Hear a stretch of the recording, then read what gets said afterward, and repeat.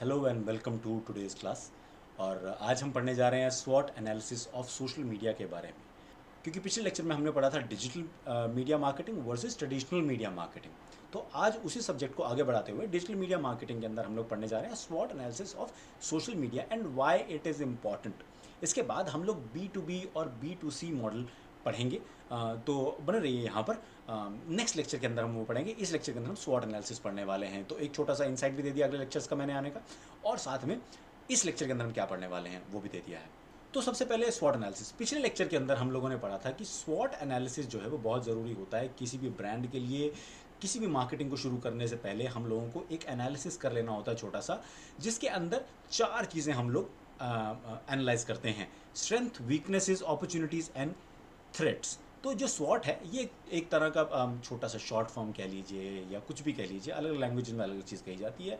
आम भाषा में से शॉर्ट फॉर्म कह देते हैं, तो उसी तरह चला लेते हैं हम काम कि strength, weaknesses, opportunities and threats. ये कोई बहुत लंबी चौड़ी बात नहीं है, ठीक है। ये कोई बहुत लंबी चौड़ी बात नहीं है। एग्जाम्पल के साथ भी समझेंगे हम कि किस तरह से हम बात कर रहे हैं, क्या बात करने की कोशिश कर रहे हैं।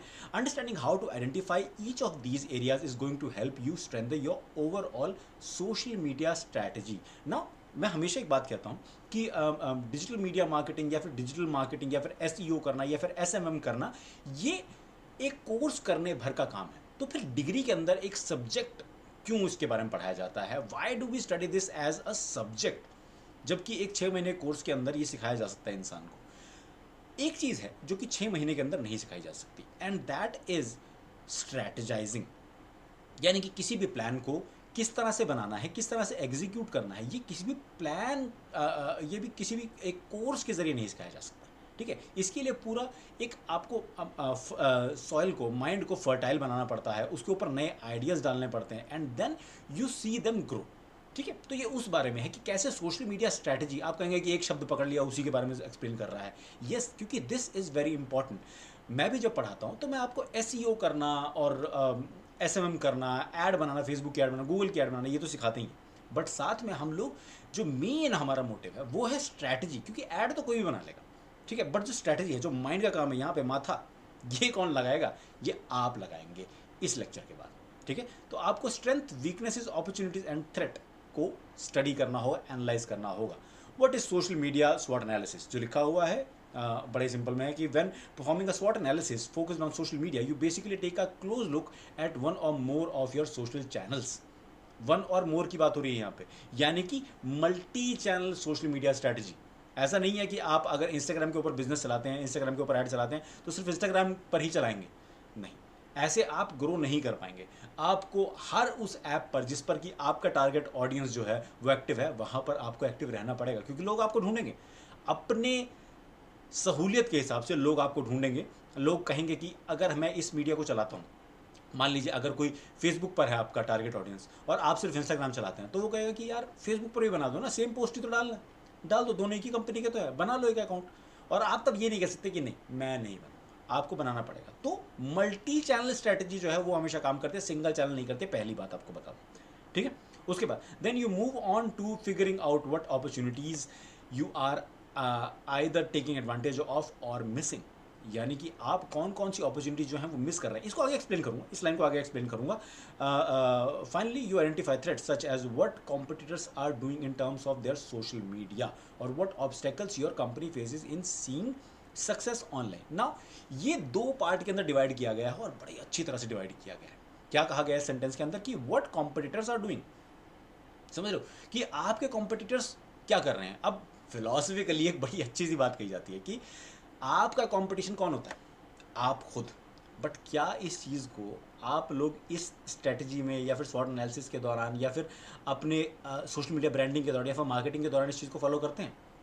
नहीं। आपको ये ज़रूर देखना होता है कि आपका कॉम्पिटिटर क्या कर रहा है। याद कीजिए शाहरुख खान और सलमान खान की राइवलरी को, इनकी राइवलरी को याद कीजिए, और फिर याद कीजिए कि किस तरह से सलमान खान की एक फिल्म आई वांटेड और वो अचानक से आगे निकल गए, एक्शन हीरो ऑफ इंडिया बन गए। उससे पहले जो भी फिल्म बना रहे थे, शाहरुख खान भी रोमांटिक फिल्म बनाते थे, सलमान खान भी रोमांटिक फिल्म बनाते थे। शाहरुख खान स्टार थे और सलमान खान धीरे धीरे पिटते चले जा रहे थे। बट अचानक से एक मूवी आती है जो कि साउथ की एक मूवी की रीमेक थी, रीमेक की भी रीमेक थी, उसके बावजूद वो मूवी हिट हुई और उसके बाद there is no stopping Salman Khan. कोई सलमान खान को रोक नहीं पा रहा है आज तक भी। 2021 में अक्टूबर में बैठा हूं मैं और इस टाइम पर कोई सलमान खान को रोक नहीं पा रहा है फॉर फ्यूचर रेफरेंसेस की जो लोग बाद में देख रहे हैं इस वीडियो को। क्यों ऐसा क्यों हो रहा है? क्योंकि शाहरुख खान ने नज़र नहीं रखी कि उनके कॉम्पिटिटर सलमान खान क्या कर रहे हैं। वो अपनी तरह की फिल्में बनाते रहे और धीरे धीरे उनका मार्केट जो है वो डाउन हो गया। आप कहेंगे शाहरुख खान का मार्केट डाउन कैसे हो गया? शाहरुख खान तो स्टार हैं, अमिताभ बच्चन के बाद शाहरुख खान का ही नाम आता है। बिल्कुल आता है, ब्रांड वैल्यू बहुत अच्छी है, बट फिल्मों के रिजल्ट्स आप मुझे दिखाएं, वो नहीं दिखा पाएंगे क्योंकि कॉम्पिटिटर के ऊपर नज़र रखना बहुत ज़रूरी है। ठीक है, अब क्योंकि बाकी के लोग, बाकी के सब स्टार्स नज़र रख रहे थे एक दूसरे पर, इसीलिए उन्होंने अब साउथ की रीमेक्स बनानी शुरू कर दी है। अब सलमान खान की फिल्म चले ना चले, पर कोई ना कोई साउथ की ऐसी रीमेक होती है जो कि चल जाती है। कबीर सिंह को ले लीजिए, ठीक है, very bad script, very bad acting, very bad everything, but film hit. क्यों? क्योंकि अर्जुन रेड्डी की रीमेक थी और लोगों को वो कॉन्सेप्ट पसंद था। ठीक है, तो बहुत सारी चीज़ें होती है इसके अंदर एनालाइज करने वाली, मतलब ये मेरा बड़ा पर्सनल व्यू है कि कौन सी फिल्म अच्छी है कौन सी नहीं, but obviously you getting the fact कि मैं किस बारे में बात कर रहा हूँ, कि मैं कह रहा हूँ कि अपने कॉम्पिटिटर के ऊपर नज़र रखनी होगी। आज अगर मैं यहाँ पर बैठकर ये बात कह रहा हूँ, अक्टूबर 2021 के अंदर बैठकर ये कह रहा हूँ कि शाहिद कपूर की जो रीमेक फिल्में हैं वो काम कर रही हैं, तो कुछ ना कुछ उसके पीछे वजह रही होगी। ठीक है, तो वो कैसे पता चलता है क्या वजह रही, वो आपको एनालाइज करके पता लगने लगेगा। ठीक है, और एग्जांपल्स के साथ भी इसको समझने की कोशिश करेंगे हम। दूसरी चीज़ जो कहते हैं कि what obstacles your company faces in seeing success online. पहली बात ऑनलाइन, कीवर्ड बीइंग ऑनलाइन। ठीक है, ऑनलाइन किस तरह की सक्सेस चाहिए होती है कि आप ब्रांड को लोग पहचाने, आपका रंग सामने आते ही लोगों को पता लग जाना चाहिए कि ये इस कंपनी का रंग है। जैसे कि कौन कौन सी कंपनीज है? फेसबुक की ऐप है ना, फेसबुक की ऐप का जो लोगो है उसका जो ब्लू रंग है वो आपको देखते ही पता चल जाता है कि ये ऐप फेसबुक है। स्नैपचैट का येलो देखते ही कुछ कुछ ऐसा येलो है ना, जैसे ये मैं दिखा रहा हूँ, आई एम सॉरी, ये वाला येलो क्योंकि जब मैं रिकॉर्डिंग करता हूँ तो left is right and right is left, तो ये वाला जो येलो दिखा रहा हूँ कुछ कुछ इसी तरह का येलो है ना। इसको देख के आपको क्या आता है कि हाँ स्नैपचैट का। ठीक है, जब इस तरह की हम ब्रांडिंग करते हैं ना, तो बात करते हैं कि क्या क्या ऑब्स्टिकल्स आ रहे हैं। ऑब्स्टिकल ये आ रहा है कि शायद आपने अभी तक अपने ब्रांड की आइडेंटिटी के बारे में सोचा ही नहीं। शायद आपने अभी तक ये नहीं सोचा है कि कौन सा कलर आपके ब्रांड को सूट करता है। ऐसा हो सकता है कि आपकी कंपनी बड़ी ही सॉफ्ट ब्रांडेड कंपनी हो, बड़ी जॉनसन्स बेबी टाइप की कंपनी हो। ठीक है, मेरा मतलब है कि कुछ ऐसी चीज़ों में डील करती हो जो कि बड़ी ही बहुत ही प्यार से परोसी जाने वाली चीज़ें हैं। ठीक है, जैसे जॉनसन्स बेबी का जो आपका प्रोडक्ट्स होंगे वो बहुत ही प्यार से दिए जाएंगे। इनकी ऐड का जो इनकी ऐड की जो स्ट्रैटेजी होगी वो भी बड़ी इस तरह की होगी, अप्रोच जो होगी वो बड़ी सॉफ्टली आपको दी जाएगी, है ना। तो आपको ये समझना होगा कि आपकी स्ट्रैटेजी क्या है, और आप कहीं इस तरह का सॉफ्ट प्रोडक्ट बेचते हुए लाल रंग या फिर वार्म कलर्स का यूज़ तो नहीं कर रहे हैं। तभी तो जॉनसन्स बेबी जो कंपनी आती है वो वाइट, ब्लू और पिंक, बेबी पिंक, इन कलर्स का यूज़ करती है ना। यू माइट थिंक कि ये बड़ा फनी है, बड़ी कॉमन सेंस वाली बात है तो, बट जो कॉमन सेंस है उसको अप्लाई करना अपने स्पेशल आर्ट के लिए या अपने स्पेशल ब्रांडिंग के लिए, that is what we want in marketing and that is what we lack जब हमें सोशल सक्सेस नहीं दिख रही होती है। ठीक है, तो सोशल सक्सेस अगर आपको चाहिए तो आपको ये ज़रूर चाहिए कि आप लोग इस बात का ध्यान रखें आप लोग कि ब्रांडिंग बहुत ज़रूरी है और आपको खुद की कमियां दिखनी चाहिए। ये ना हो कि आपको अपनी कमियां दिखे ही ना। ठीक है, चलिए आगे बढ़ते हैं। अब जब आगे बढ़ते हैं तो स्वॉट एनालिसिस के थ्रू, एग्जाम्पल्स के थ्रू समझने की कोशिश करते हैं कि किस बारे में मैं बात कर रहा हूँ। Pre-defining goals and having them at the forefront of your marketing efforts is key in this kind of analysis। यानी कि पहले से आपको गोल पता होने चाहिए कि आपको क्या अचीव करना है। आप क्या सिर्फ ब्रांड आइडेंटिटी चाहते हैं, या आप कोई प्रोडक्ट बेचना चाहते हैं, या आपको सर्विस बेचना चाहते हैं। आप चाहते हैं कि आपके पेज पर व्यूअर ज़्यादा बढ़ें, आप लाइक्स बढ़ाना चाहते हैं, कमेंट्स बढ़ाना चाहते हैं, या फिर आप कोई प्रोडक्ट सेल करना चाहते हैं और आपको लाइक्स और कमेंट्स से कोई फर्क नहीं पड़ता। ये बात आपको पता होनी चाहिए, गोल्स पता होने चाहिए। For example, a strength for one business might be penetration or market reach. Exactly what I said, है ना, कि आपको कुछ लोगों को रीच चाहिए होते हैं, कुछ लोगों को सिर्फ प्रोडक्ट बेचना। जैसे BMW की आप ऐड जब इंस्टाग्राम के ऊपर देखेंगे तो उनको लाइक्स से मतलब नहीं है, उनको व्यूज़ से मतलब नहीं है, उनको किस चीज़ से मतलब है कि कैसे उनकी ब्रांडिंग हो जाए, कैसे लोग BMW को ये समझे कि एक लग्जरी ब्रांड है और जो खरीद सकते हैं वो खरीदें। ठीक है, अब जिनके पास पैसा है, जिनको खरीदने की इच्छा है, उनको ऐड देखने की ज़रूरत नहीं है ये जानने के लिए कि BMW एक लग्जरी ब्रांड है। But to capture the market of luxury cars, BMW को ही ज़रूरत है। ठीक है, उनको ये बताना पड़ेगा मार्केट को कि हम एक लग्जरी ब्रांड हैं। ठीक है, बहुत सारी ऐसी गाड़ियाँ हैं जो कि ऐड नहीं करते। सिट्रोएन के बारे में बात करते हैं। ठीक है, इसको टेस्ला ने खरीदा। जब टेस्ला ने खरीदा इसको, तो क्या किसी को पता था कि कौन सा ब्रांड है? बट कुछ लोग, जैसे कि मैं सिट्रोएन के इनका इंस्टाग्राम हैंडल है, उसको मैं देख रहा था, लगातार देख रहा था। जब टेस्ला ने खरीदा उसके बाद से इनकी प्रमोशन बंद हो गई। उसके बाद इंडिया के अंदर ये लॉन्च हो जाती है। क्या हो क्या रहा है? ये पेनिट्रेट करने की बात हो रही है मार्केट में। क्या ऐड के थ्रू पेनिट्रेट कर रहे हैं आप? नहीं, सिट्रोन ने नहीं किया। तो क्या किया? हर किसी का अपना गोल होता है और उसके हिसाब से हमें डिसाइड कर रहा होगा कि क्या हमारी स्ट्रेंथ है। ठीक है, for another company success might look different, which means one of their strength would be the fact that they have active community members who can help increase brand awareness. Exactly. Facebook अगर हम company लगाते हैं, जो कि है भी, बहुत सारे लोग इसको नहीं मानेंगे कंपनी, बट फेसबुक को अगर हम कंपनी मानते हैं, तो इनका काम क्या है? इनको क्या जरूरत? ये क्या प्रोडक्ट बेचते हैं? कुछ नहीं, ये प्रोडक्ट नहीं बेचते हैं। तो ये क्या बेच रहे हैं? ये एक ऐसा प्लेटफॉर्म बेच रहे हैं, ये आपको एक ऐसा प्लेटफॉर्म दे रहे हैं जहां पर ऐड भी आएगी, आप देखेंगे, ऐड भी देखेंगे, और क्या देखेंगे? आप लोग एक दूसरे को भी देखेंगे, एक दूसरे के रिएक्शंस को देखेंगे।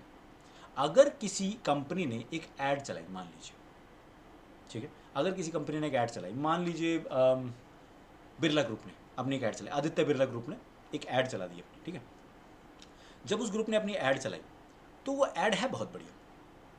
मान लीजिए, मैं ऐसा कुछ ये नहीं कह रहा हूँ कि उनकी ऐड बहुत बढ़िया होती है, मैं कह रहा हूँ कि मान लीजिए उनकी ऐड बहुत बढ़िया है, पर उसके ऊपर ना लाइक दिख रहे हैं, ना कमेंट दिख रहे हैं, ना शेयर्स दिख रहे हैं, व्यूज दिख रहे हैं बस। तो आप क्या समझेंगे? एक्सक्यूज मी, तो आप क्या समझेंगे?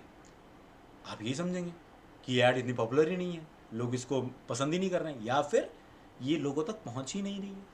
हो सकता है नकली व्यूज़ खरीदे हों, जो होता है ना, black hat, white hat, grey hat, इस तरह की टेक्निक्स होती है ना, जिनके बारे में आगे बात करेंगे हम। फिलहाल तो हम पिछले लेक्चर का ही आगे कंटिन्यू कर रहे हैं। पिछले लेक्चर के अंदर हमने पढ़ा था digital marketing versus traditional marketing, उसमें हमने स्वॉट एनालिसिस पढ़ा, तो उसी को अब परत दर परत खोल रहे हैं हम। ठीक है, कि किस तरह से अलग अलग कंपनी के अलग अलग गोल्स हो सकते हैं। ठीक है, अगली बात पर चलते हैं। स्वॉट एनालिसिस में दूसरा क्या है? वीकनेसेस। आई होप ये टेक्स्ट पढ़ने में आ रहा है, नहीं आ रहा है तो इसको आप स्क्रीनशॉट लेकर रख सकते हैं, नहीं तो पॉज करके पढ़ सकते हैं। स्वॉट weaknesses examples vary as well depending on your overall social media marketing goals and business objectives. आप कहेंगे पिछली बार भी गोल्स की बात करते, अब भी गोल्स की बात कर रहे हो यार, ये क्या बात? अरे बात तो वही हुई कि आपको वीकनेसेस देखनी है ना, गोल्स के हिसाब से वीकनेसेस भी पता लगती है। Usually the biggest weaknesses that most types of businesses report with social media campaigns is the inability to scale or maintain their efforts. समझ रहे हैं कि आप जो एफर्ट कर रहे हैं वो किस हद तक जा सकते हैं और आप कितना एफर्ट कर रहे हैं, ये आपकी वीकनेस है। मान लीजिए आपके पास एडवर्टीजमेंट के लिए या फिर एक पीआर कैंपेन चलाने के लिए आपके पास 50,000 रुपए हैं। ठीक है, ये आपका पोटेंशियल है, पर आपको लगता है कि हम लोग जो ऐड है, फेसबुक ऐड है या फिर गूगल ऐड है, वो चलाएंगे 10,000 रुपये की या 50,000 में से 20,000 रुपये की। बाकी के 30,000 हम होर्डिंग्स पर खर्च करेंगे, बाकी के 30,000 हम लोग पर्चे बंटवा देंगे। इस तरह की सोचते हैं आप।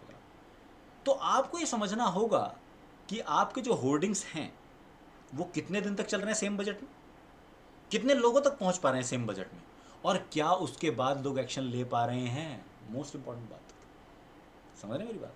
ये आपकी वीकनेस हो जाएगी। जो आपकी स्ट्रेंथ हो सकती थी वो आपकी वीकनेस हो जाएगी, क्योंकि आपने होर्डिंग देखा। मान लीजिए आपने होर्डिंग देखा, होर्डिंग के ऊपर कोई बटन थोड़ी ना क्लिक कर सकते हैं आपकी, हाँ यहां पर जाओ, तो आपको एक कमी होगी ना। ये ट्रिक बताता हूं आपको एक, अगर आपने बड़े से होर्डिंग के ऊपर एक बड़ा सा QR कोड लगा दिया है आपने लिंक का, अपनी कंपनी के लिंक का, लोग उसको स्कैन कर सकते हैं अपने कैमरा से। बाद में जो देख रहे होंगे, मुझे मालूम नहीं है कि 10 साल बाद जो देखेगा इस वीडियो को वो क्या कहेगा इस बारे में, बट अभी ये टेक्निक बहुत हिट है, तो आप वो कर सकते हैं। बट कितने लोगों को मालूम है इस बारे में? अगर नहीं मालूम है तो वीकनेस है ना, नहीं मालूम है तो वीकनेस है। ये आपको देखना होगा क्या वीकनेस है आपकी, और ये कौन बताएगा? आपको खुद पता करनी होगी, नहीं तो किसी इंसान को रख लीजिए। इस क्लास में जो लोग पढ़ेंगे उन लोगों को रख लीजिए, ठीक है। Another common weakness is the lack of social media analytics tool. They need to track and monitor campaign results. Yes, आपको कितने रिजल्ट मिल रहे हैं? मान लीजिए आपने सोशल मीडिया कैंपेन चला दिया, बहुत बढ़िया बात है, बहुत बढ़िया कैंपेन चलाया जी, वाह कमाल हो गया। अब जो कैंपेन चलाया है आपने, उसके अंदर एक बड़ी दिक्कत होगी कि उसके अंदर रिजल्ट्स नहीं आ रहे। समझ रहे हैं कि आपने कैंपेन चला दिया, आपको चाहिए कि लोग सीधा आपकी साइट पर आए उस कैंपेन के जरिए, पर लोग आ नहीं रहे। लोगों को दिख रही है आपकी ऐड, पर लोग एक्शन नहीं ले रहे हैं उसके ऊपर, ठीक है, क्लिक नहीं कर रहे हैं उसके ऊपर। तो आपको साथ के साथ ही, अगर आपने 7 दिन का कैंपेन चलाया तो दूसरे दिन आपको पता लग जाना चाहिए कि एक्शन नहीं आ रहा है, आपको चेंजेस करने होंगे, आपको ऐड रीडिजाइन करनी होगी, या फिर उसके ऊपर एक बटन लगाना होगा कि लोग कहें कि अप्लाई नाउ, या फिर विजिट साइट, है ना, या फिर बुक नाउ, इस तरह का कुछ लगाना पड़ेगा, तभी तो लोग आएंगे, नहीं तो नहीं आएंगे। ठीक है, तो these examples make it easier to understand what SWOT stands for in business. It's more than just auditing a campaign. It is about assessing other outside factors as well that can impede or accelerate your success. Exactly. मान लीजिए कि कभी भी Facebook या फिर Instagram breakdown हो जाते हैं। ब्रेकडाउन मतलब अलग नहीं हो जाता, मतलब कि इनके सर्वर डाउन हो जाते हैं। जब ये सर्वर डाउन हो जाते हैं और आपका कैंपेन चल रहा है, तो किसका नुकसान है? आपका। आपने कैंपेन चलाया है ना, क्या फेसबुक आपको इसके लिए कंपनसेटरी को डे देगा या फिर कंपनसेटरी घंटे देगा? नहीं।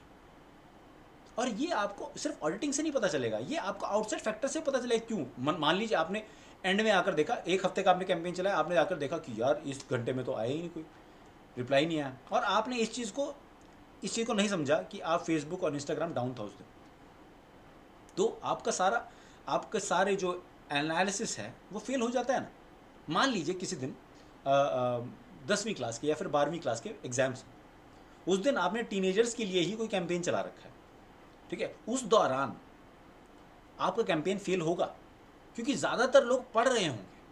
आप माने या ना माने, स्टूडेंट्स पढ़ते हैं, एक दिन पहले ही सही वो पढ़ेंगे, ठीक है, और जब वो पढ़ रहे होंगे तो आपका कैंपेन फेल हो जाएगा। आपको इन अदर फैक्टर्स को भी अपनी नज़र में रखना होगा और इनको भी एनालिसिस के दौरान कंसिडर करना होगा, ठीक है। तो वीकनेसेस, ठीक है, आगे बढ़ते हैं।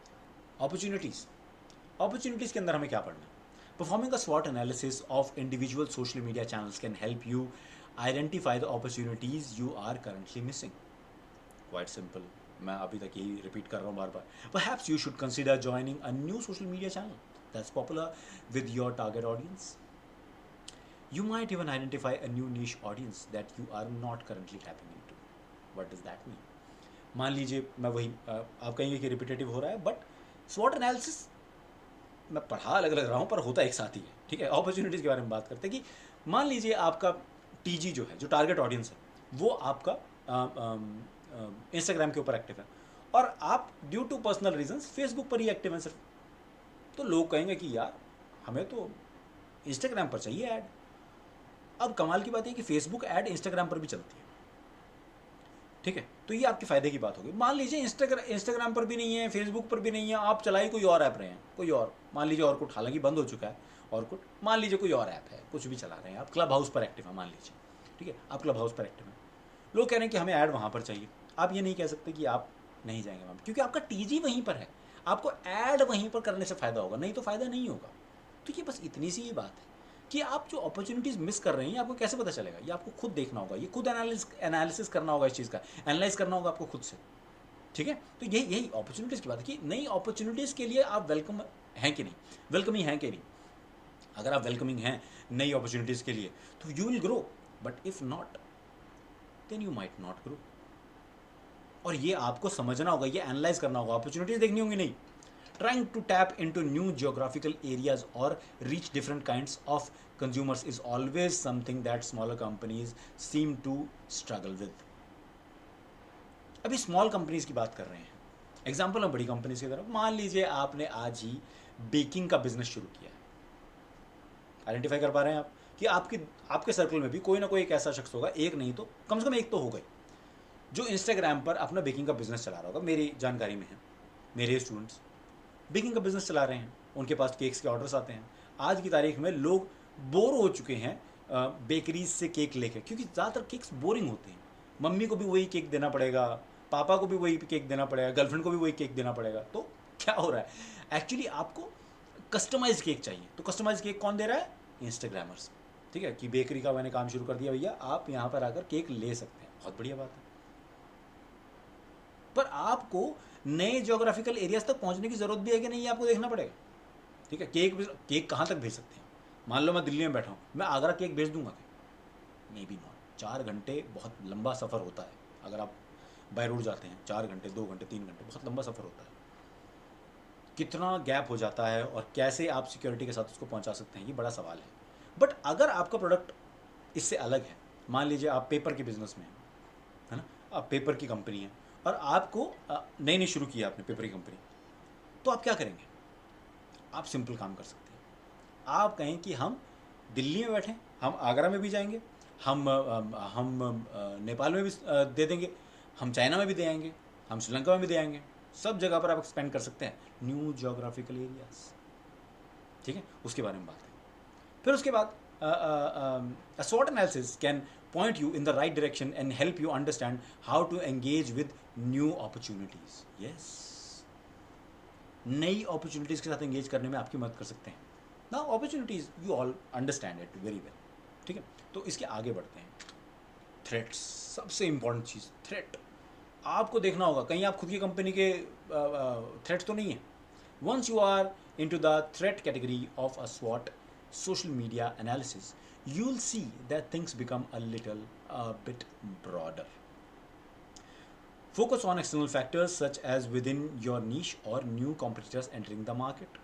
Very simple, कि आप औरों पर तो नज़र रखें ही। अगर कोई नया कंपटीशन आ रहा है उसके ऊपर नज़र रखें। अगर कोई ऐसा शख्स आ रहा है जो कि पुराना था और फिर री एंटर कर रहा है, उसको भी देखना होगा आपको। ठीक है, और हर तरह के आपको चीज़ें समझनी होंगी। जैसे कि मान लीजिए इंस्टाग्राम के ऊपर से लोग जा रहे थे रिसेंटली, कहाँ जा रहे थे? क्लब हाउस पर। डेटिंग साइट बना दिया था क्लब हाउस को। पर सिर्फ इतना ही नहीं था, बहुत सारे और लोग भी क्लब हाउस पर एक्टिव हो रहे थे।